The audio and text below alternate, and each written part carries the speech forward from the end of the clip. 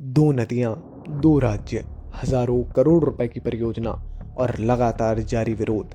आखिर केन बेतवा लिंक परियोजना भारत की जल सुरक्षा का समाधान है या पर्यावरण के लिए एक नई चुनौती? आखिर क्यों हो रहा है इस परियोजना का विरोध? क्यों हो रहे हैं आंदोलन? किन तर्कों के आधार पर इसका समर्थन और विरोध किया जा रहा है? आज के इस वीडियो में हम समझते हैं आखिर क्या है केन बेतवा लिंक परियोजना, बिल्कुल सरल, तथ्यात्मक और परीक्षा उपयोगी तरीके से। तो अंत तक जुड़े रहिएगा। मैं हूं आशुतोष, आप देख रहे हैं डायनामिक इम्पल्शन। आइए शुरू करते हैं परिचय से। केन बेतवा लिंक परियोजना एक नदी अंतर संबंध परियोजना है। ये नदी अंतर संबंध के लिए 1980 में तैयार की गई राष्ट्रीय परियोजना के अंतर्गत इसके तहत भारत की पहली पहल है, जिसे केन बेतवा लिंक परियोजना प्राधिकरण द्वारा कार्यान्वित किया गया है। इसका उद्देश्य मध्य प्रदेश की केन नदी से अतिरिक्त पानी को, जो सरप्लस वाटर है, उसको उत्तर प्रदेश की बेतवा नदी में स्थानांतरित करने का ऐसा पूरा लक्ष्य था। ये दोनों नदियां यमुना नदी की सहायक नदियां हैं। केन नदी जो मध्य प्रदेश से निकलती है और बेतवा जो उत्तर प्रदेश में बहती है, इन दोनों नदियों में लिंक करने का काम था। केन नदी के पानी को सरप्लस वाटर माना जाता है, एकदम मतलब अतिरिक्त पानी जो है केन नदी का, जो कि अतिरिक्त है, उसको बेतवा नदी में स्थानांतरित करने का ये पूरा प्रोजेक्ट है। इस परियोजना के लगभग अगर बात की जाए चरणों की, तो दो चरण हैं। एक चरण, जो चरण एक है, वो है दाऊधान बांध परिसर। ये निम्न और उच्च स्तरीय सुरंगों, केन बेतवा लिंक नहर और विद्युत केंद्रों के निर्माण का चरण है। अगर बात की जाए चरण दो की, तो ये ओर नदी पर स्थित लोअर ओर बांध और बीना कॉम्प्लेक्स परियोजना और कोठा बैराज का विकास, ये करना यहाँ चरण दो में है। ऐसा ये कुल दो चरणों में पूरी परियोजना बांटी गई है।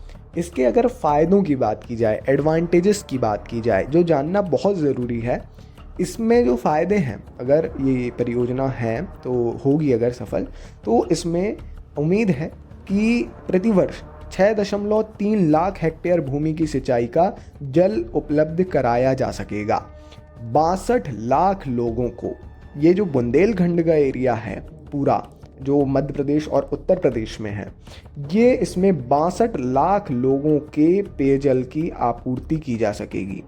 इस परियोजना में जल विद्युत उत्पादन 100 मेगावाट और सौर ऊर्जा 27 मेगावाट के प्रावधान भी शामिल हैं। ये एक बहुत बड़ा माइलस्टोन अचीव किया जा सकेगा अगर ये परियोजना, केन बेतवा लिंक परियोजना, अपनी सफलता को प्राप्त करेगी तो। ऐसा इसके फ़ायदों में बताया गया है, यानी ये इस परियोजना के एडवांटेजेस हैं। आगे बढ़ते हुए देखते हैं हम अगली जानकारी को। अगर बात की जाए, ये परियोजना जिस क्षेत्र में है, जैसा हमने बताया बुंदेलखंड में, बुंदेलखंड एक ऐसा भौगोलिक क्षेत्र है, नाम आपने सुना होगा, जो उत्तर प्रदेश और मध्य प्रदेश, इन दोनों राज्यों के 13 जिलों में फैला हुआ है ना। और बुंदेलखंड लंबे समय से सूखे और पानी की कमी का सामना कर रहा है, जिसके कारण रोजगार की तलाश में लोगों को माइग्रेट करना पड़ रहा है। जाहिर तौर पर पलायन एक बहुत बड़ी चुनौती है।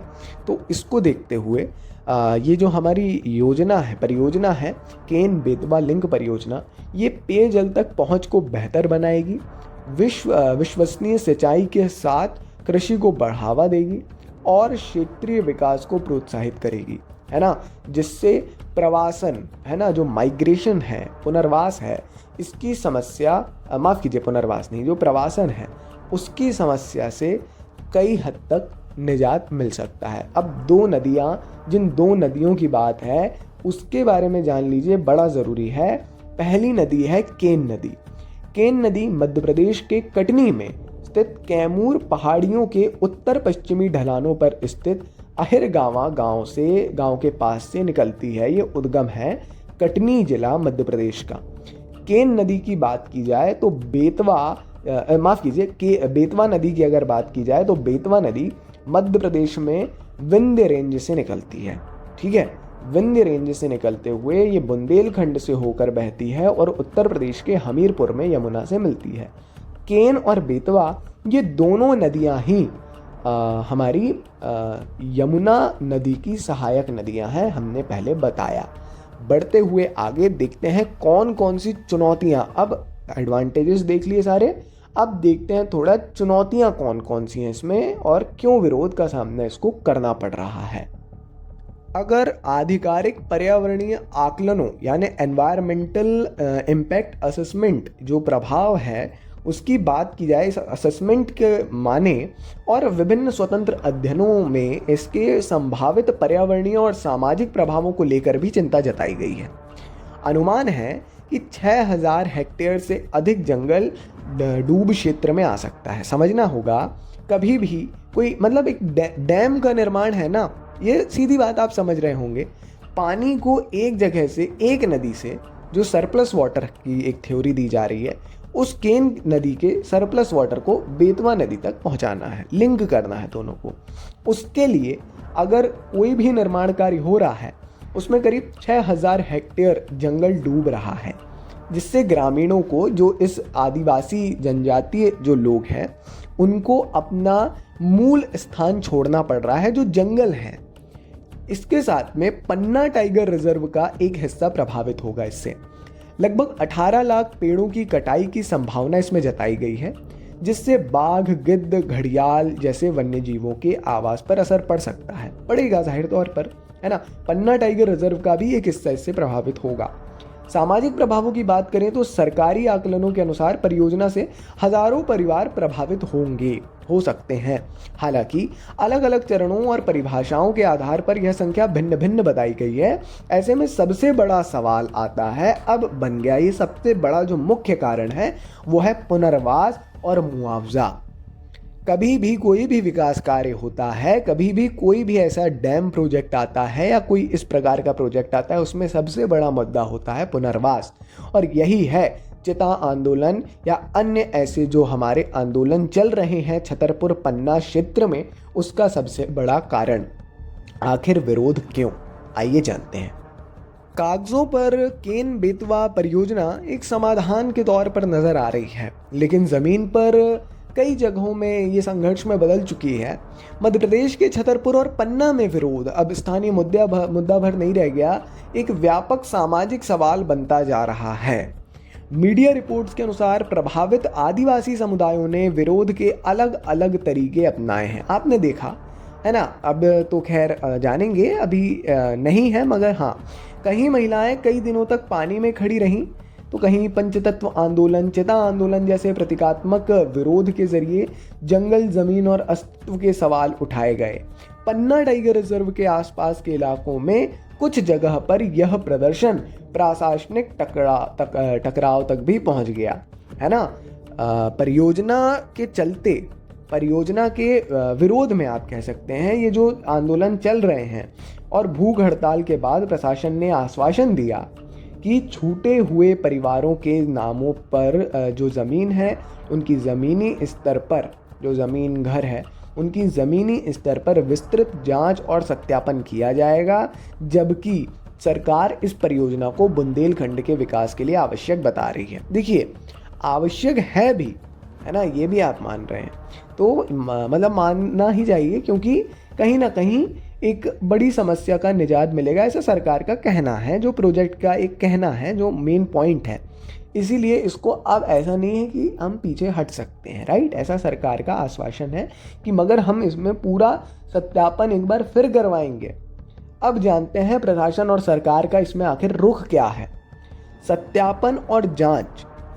पहला, छतरपुर जिला प्रशासन, ये पूरा छतरपुर का मामला है। अगर आप देखें मुख्यतः तो छतरपुर जिला प्रशासन ने आंदोलनकारियों की मांग पर गांवों में नए सिरे से सत्यापन के आदेश दे दिए हैं।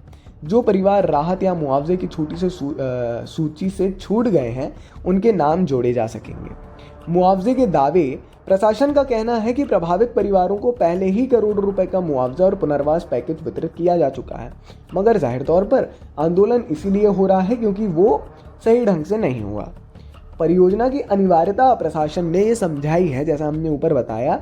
सरकार और अधिकारियों का एक बड़ा तर्क है कि राष्ट्रीय महत्व की ये परियोजना है जो बुंदेलखंड में सूखे की समस्या को दूर कर सिंचाई और पेयजल उपलब्ध कराएगी। क्षेत्रीय अंतर का स्पष्टीकरण देते हुए प्रशासन का ये भी कहना है कि विरोध प्रदर्शन में शामिल कई लोग छतरपुर के बजाय, अब समझ लीजिए इसको, पड़ोसी पन्ना जिले की अन्य सिंचाई परियोजनाओं जैसे रूंज और मझगांव से प्रभावित हैं।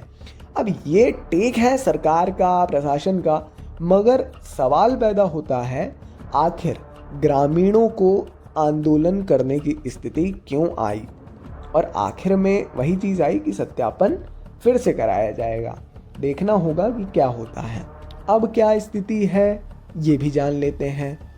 जुलाई 2026 में छतरपुर के कुपी गांव में बरना नदी के किनारे चल रहे चिता आंदोलन को प्रशासन ने भारी पुलिस बल के साथ सुरक्षा कारणों का हवाला देते हुए हटा दिया था।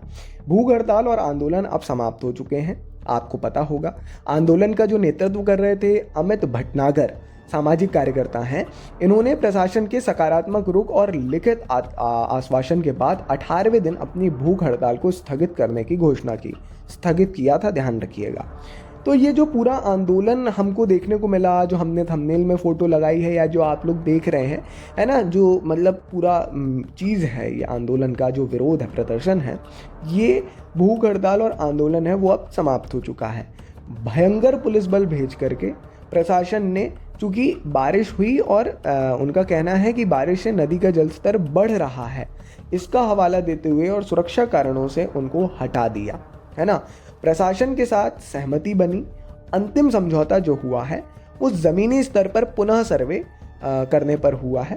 प्रशासन इस बात पर सहमत हुआ है कि अधिकारियों की एक विशेष टीम परियोजना से प्रभावित प्रत्येक गांव का दौरा करेगी और उन पात्र परिवारों की पहचान करेगी जिनका नाम शुरुआती सर्वे या मुआवजे की सूची से छूट गया है। एक और जानकारी, आंदोलनकारियों की भागीदारी भी इस जांच टीम में होगी। जय किसान आंदोलन, यानी जो आंदोलनकारी पक्ष है, इसके प्रतिनिधि को भी इसमें शामिल किया जाएगा ताकि पूरी प्रक्रिया पारदर्शी रहे।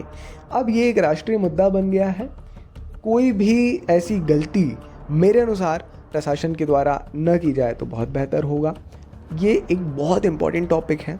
आप एक एस्पिरेंट हों, आप एक नागरिक हों, आप कोई भी हों, ऐसे टॉपिक्स पे आपको अवेयर रहना बहुत इम्पॉर्टेंट है। आपको अपनी मंशानुरूप इन टॉपिक्स के बारे में पढ़ना चाहिए और इनको अधिक से अधिक जानना चाहिए, क्योंकि हम भी इसी समाज का हिस्सा हैं। बाकी अपना फीडबैक इस वीडियो को लेकर ज़रूर दीजिएगा। कोई भी कन्फ्यूज़न हो, कोई डाउट हो, कोई फीडबैक टिप्पणी हो तो वो आप कमेंट सेक्शन में दे सकते हैं। बहुत बहुत धन्यवाद। नमस्कार। Dynamic impulsion.